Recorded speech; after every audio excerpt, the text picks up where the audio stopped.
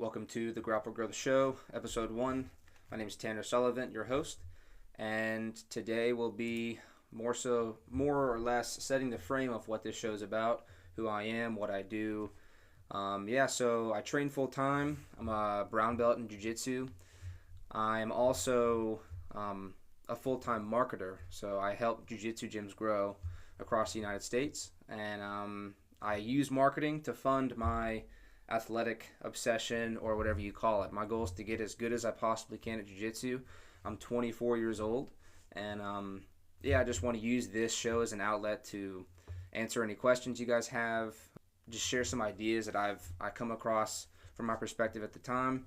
Not saying that I know everything, but I do think that I do have some interesting things to discuss with the community and people I may interview. Today will just be myself, which may happen sometimes in the future. It may just be me. It may be me interviewing someone or discussing questions that you guys ask me. But because this is episode 1, I'll just be going over a few topics. So hopefully you find it interesting.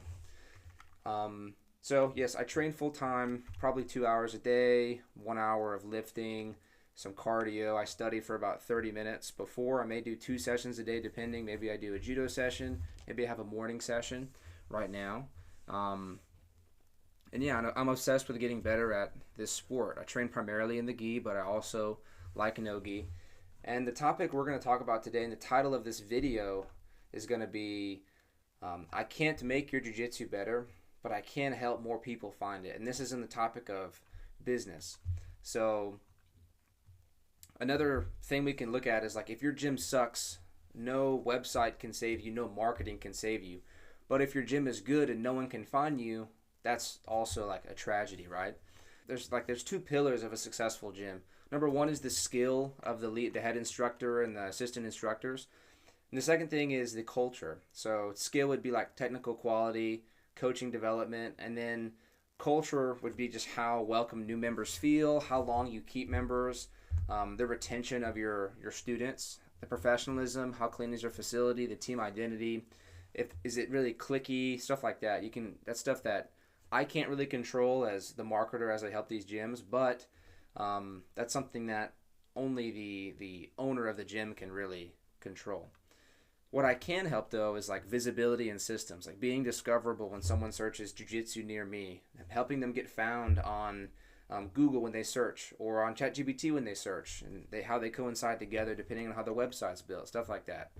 And also how you intake new leads when they find your website and then they call you. Do you miss the call? Where do those calls go? I also help with that. And capturing these people. Can they sign up on a free trial on your website? Do they get automated responses? Is there a trial booking system? Stuff like that. Not to get too in the weeds. And also taking advantage of the stat that I looked up a while back. However true this may be, the principle still is the same. The principle is that 0.06% of any given population will search for jiu-jitsu in the area.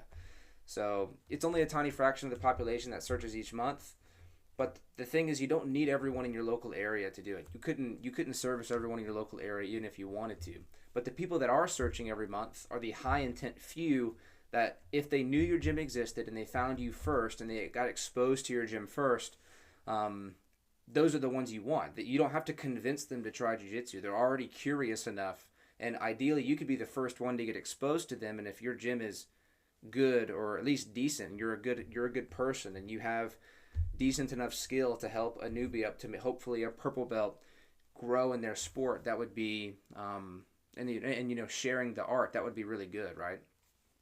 So you must be visible. That's the thing. And you could break that down, the 0.06% idea. There's 100,000 people living in your area, and 0.06% is 60 searches per month. If you can capture even 10 of them, 20 of them, these are high intent users. That could be 10 new students, new free trials every month. And if one student on average is like $135 a month, you could think that could be over $1,300 a year, over $1,400 a year. And you get 10, maybe you get 10 of them, that's times 10. So even making small adjustments to your website or your marketing funnel, whatever you want to call it, can help boost your gym tremendously. And if your gym is amazing and then they start referring people, just one new student, they could refer your business into pockets of, say, churches or say the school, college campus, their family members, their friend groups, their whatever group. You can get referrals in these pockets of people just because you have this one new person. So that's pretty cool. Um, so yeah, like the goal is when someone searches for this sport that they're already interested in, and jiu-jitsu is a growing sport, you capture them, and there's ripple effects to that. People who are searching, they have high buying intent, and even people who are watching on Instagram. Say you make content or whatever. You make content on Instagram, on YouTube, just showing what it is like, and maybe you share your personal brand. When they go check out your website, they can get booked automatically. So everything kind of gets enhanced by having a good, strong digital foundation. So what I specialize in is a website. I build websites because most gym owners, they love their sport, they run their business. A lot of times they have a family. They're pretty busy. They don't have time to like design a website, build a website, get it set up, and then also answer all the calls, follow up with trial appointments. I take care of that segment of it. But let's talk about like why is a website even needed in the first place, and like whether people use me or someone else. Local business growth as a whole, for local business situations, and especially jiu-jitsu gyms in my case, a website, what that does is, the reason websites are important is, number one, it is a trust signal. Most businesses like in America do have websites, and that's pretty important. And then depending on how the website's built, that is directly correlated to how high you're ranked on Google when someone searches jiu-jitsu near me or jiu-jitsu in city. How you build your website, the service pages, the classes you teach, your local area, stuff like that. What's put on the website directly affects how high you're ranked on Google. And Google, depending on the amount of reviews you get, and hopefully 5-star reviews, that all affects how high you get ranked. And also, ChatGPT, OpenAI will read what's the pages on your website and the Google reviews that you've put on your website. So everything with this in mind is like ripple effects for your business to get more people searching and ideally showing up and become paying students, at least becoming free trial users. Another thing is like a good website acts as a conversion engine.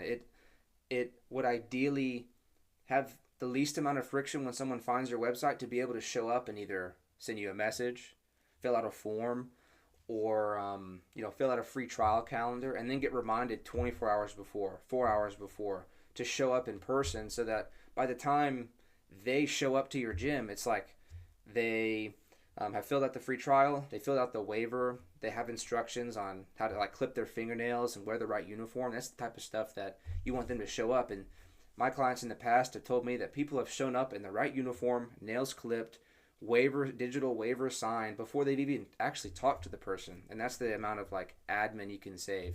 Even if they do have to talk to them, they already have some structure. You don't have to explain to them as much. You'll never be able to fully not talk to clients because sometimes there's more questions, right? So, and like I said before, it boosts Google business ranking, AI search visibility, and then it all affects how they get funneled to the website. So yeah, and like the baton pass philosophy. So my job is to essentially get trial bookings for you, and then your job begins to give them a good first impression and continue that good first impression so that they'll become a paying student and build to the culture of your gym. So like, again, I can't help with retention, skill development, or culture building. I mean, I have some idea because I've talked to multiple gyms. But at the end of the day, I can't run your business for you, but I can get structured visibility, systemized new client intake systems, time saving, and return on investment focus. So that's like things I focus on. And then why I started Grapple Growth, I really wanted to pursue grappling seriously, but I didn't want to have to beg for sponsors early because honestly, at the time, and maybe even now, I'm still not that good. I one day want to be. But I think working a regular job, in my case, I wouldn't have had the time to spend time with family or pursue the sport that I wanted. So I had to find some way to, in the same way people start gyms, to start my own. This is the system that I built to fund my passion, but I have to do a good job so that I can continue to fund my passion. So there is a mutually incentivized exchange. I started my business, so I could help gym owners save time and make more money. That was the entire goal. And the reason I'm making this is because I need to have some outlet in terms of my business to have content, and I also just want to get better at speaking on camera. As you could probably tell, I'm not the best at speaking. This is episode 1, but by episode 20, I'll probably be a lot better. I'll probably have more structure. So I'm kind of going like off rip a bit with some bullet points. And yeah, I guess I'll go a little bit more about myself. I started grappling when I was 14 years old. I'm 24 now. I trained for those first 4 years. Maybe I took a year and a half off-ish. And then I went straight into the military for 4 years. And during those 4 years, I was able to train for maybe 2 of those years. And then now that I'm out of the military as of 2 years ago, I've been training. So I'd say 7 to 8 years consistent. I'd say true consistency, 7 to 8 years. That's what I've been doing. And I've been trying to find the best rooms around where I live, studying 30 minutes before every session, starting a business so that I could pursue my passion full time and do a form of self-sponsorship. And I've been putting off making like a Grapple Growth show. My company's called Grapple Growth. Been putting off making a show, maybe out of fear, maybe out of like self-doubt or fear of like criticism. But yeah, at the end of the day, I think no one cares. And in 2 years, I'll be thankful that I started this. So yeah, I mean, I have competed way more this year. I think I've competed 3 times. I've lost one of those competitions. I've won 2 of them, which is great. And next weekend I have another competition, and it's in this July I'll go to Japan for a competition. So if that's my first official big tournament, IBJJF. And these local tournaments, and even the IBJJF Japan tournament, I'll do my best. If I win or lose, I mean, the goal isn't to, this isn't the end all be all. My goal isn't to beat brown belts. My goal is to be the best black belt one day that I can be. And, you know, my goal isn't to win the next few tournaments. My goal is to win 100 tournaments from now. You know, that's like the long-term build-up, and also build stability for my future at the same time.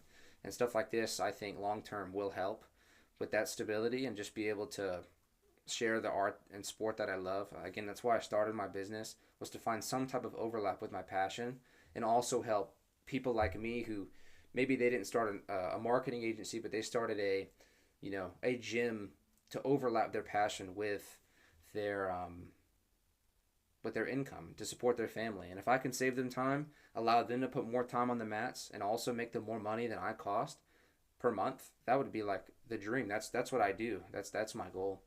And yeah, I mean, I'm thankful for the position I'm in. My business has grown enough to where I can support myself and my family and my sport full time. That's amazing.